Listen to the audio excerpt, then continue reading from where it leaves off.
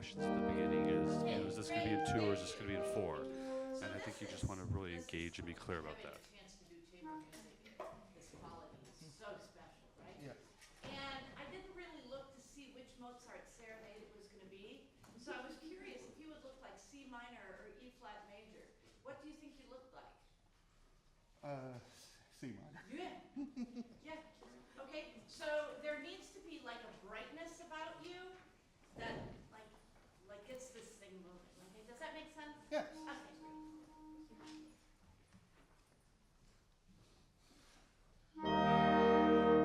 Yeah, I think it's really important not to just give the downbeat and stop. I think you want to move through the downbeat because you're getting this music going, you're getting this whole piece going, and you're getting the air going.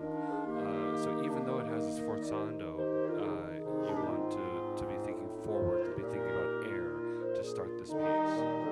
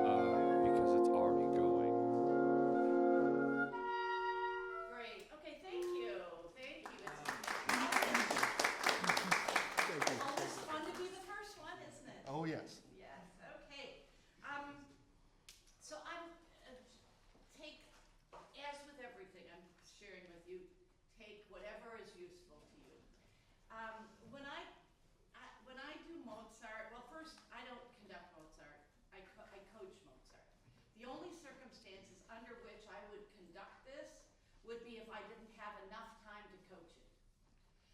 So if you are going to conduct it, this is a funny thing to say, I think you need to conduct it like you're embarrassed.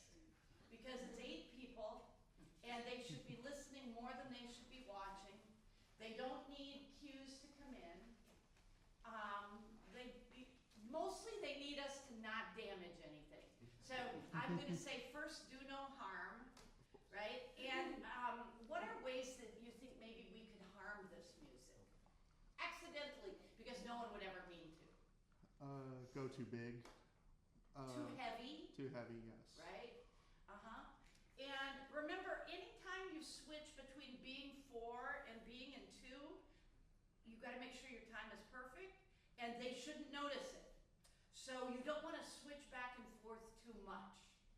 I think it's also an erroneous assumption that the more fast notes they play, the more you need to be in form. So could we try this again? Give me your words to describe this music. Very light. We'll stop right there. Outstanding. Good. Let's do that. And again, conduct like you're a little embarrassed.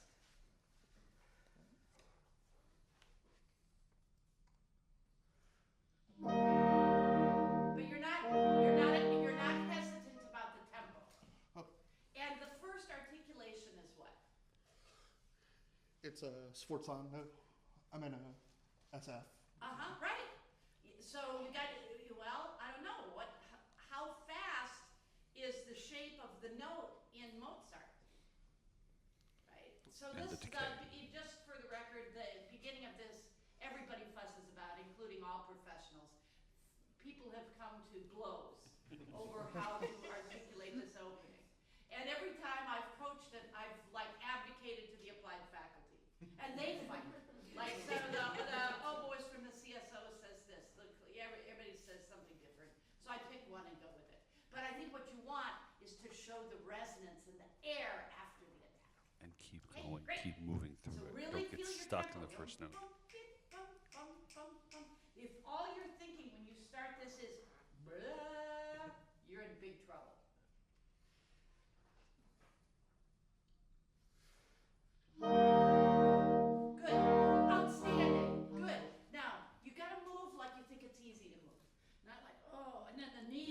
awfully vertical. Try to, if you move more horizontally, you'll be able to cover a lot of distance without looking like you're moving that much.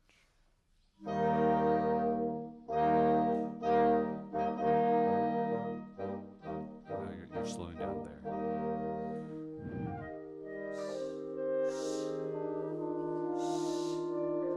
It's 4 people. Conductor, point at the things you want. Turn your body to the things you like.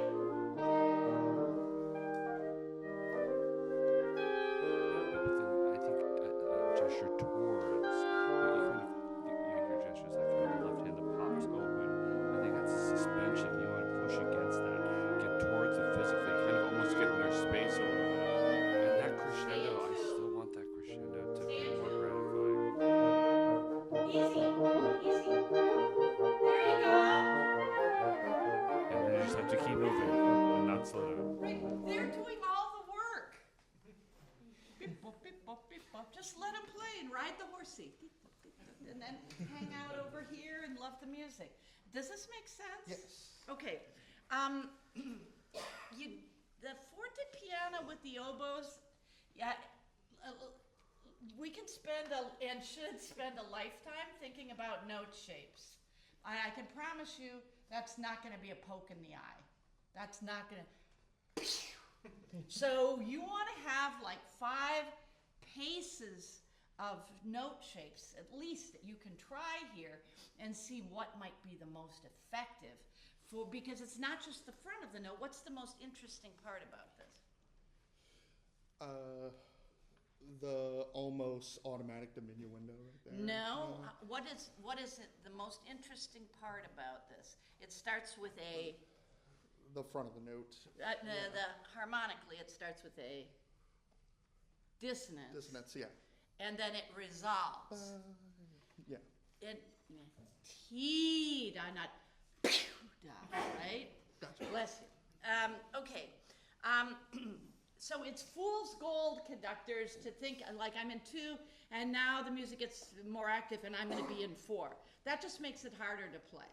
But then when you stay in 2 and there's a lot going on, you have to make sure you're really listening to the smallest unit of time and writing it. That's going to give you a nice opportunity to just sort of listen to what's going on here. You understand, right, that the clarinets are not going to watch you during their 16th notes. So you might as well not irritate them by being in 4.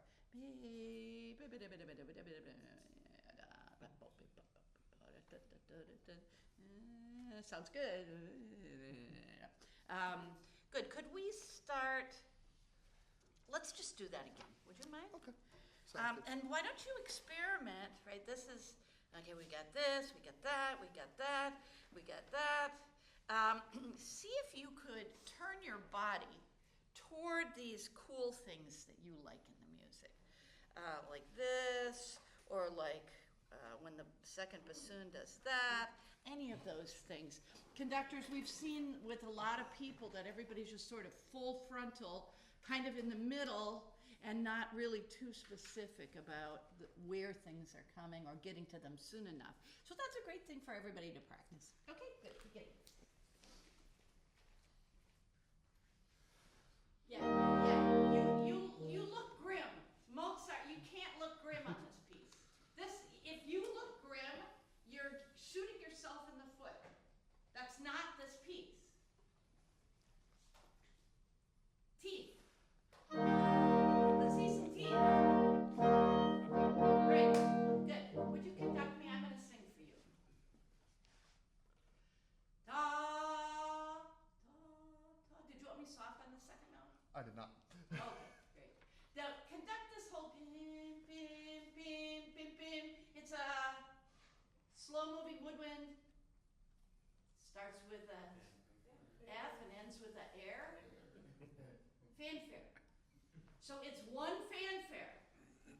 And fanfares are rarely depressed. Great, let's do it again. Good. One idea.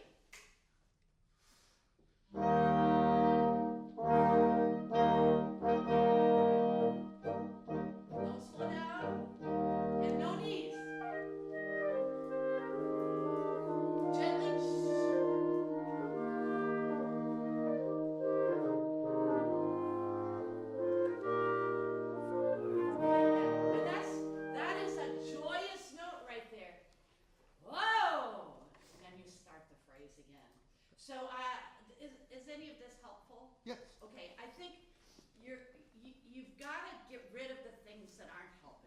So the knees and the back, and then you just want to like blow up this Mozart balloon, like full